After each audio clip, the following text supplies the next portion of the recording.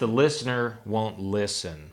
There's a few things you can do. There's a few options on the table, and it really depends on where your relationship is as to which one you need to pick. What do you hear me saying right now? And that's a good question to start off with and find out what the listener is hearing you communicating. And this is when you're going to try to correct maybe a shift where the listener became the speaker, the listener isn't hearing. So you can also say, I don't feel heard right now. Mm-hmm. And make sure that that you're only bringing up one issue at a time.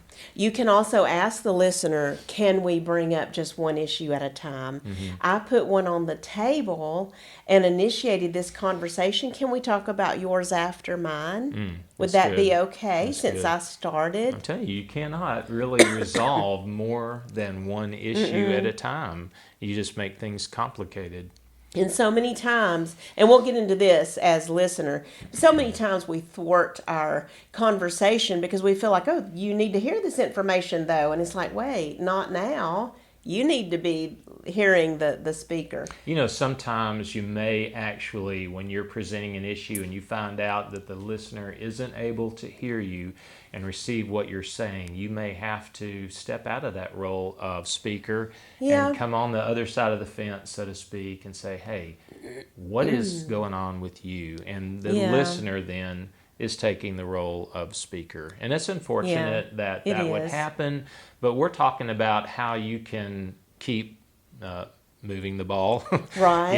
And keep progressing in your communication. Yeah, because if the listener has flipped roles and now is the speaker and has pushed you aside, guess what?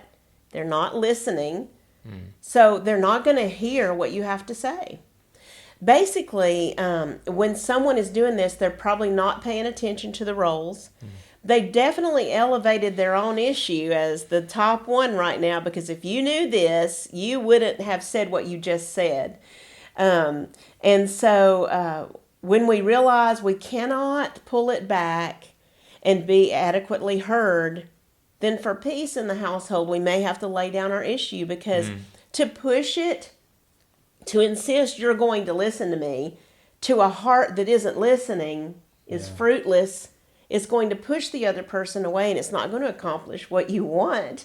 Why lay your delicates before someone who doesn't treasure them? And this is actually a biblical principle. There were things that Jesus said that he had to say to the disciples, and he said, you're not able to hear it right now. Yeah. And he didn't share it, did he?